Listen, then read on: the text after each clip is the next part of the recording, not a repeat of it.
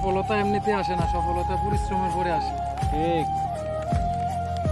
এই যে সফলতা দেখছেন কি সুন্দর ভুট্টার ফলন, বাম্পার ফলন।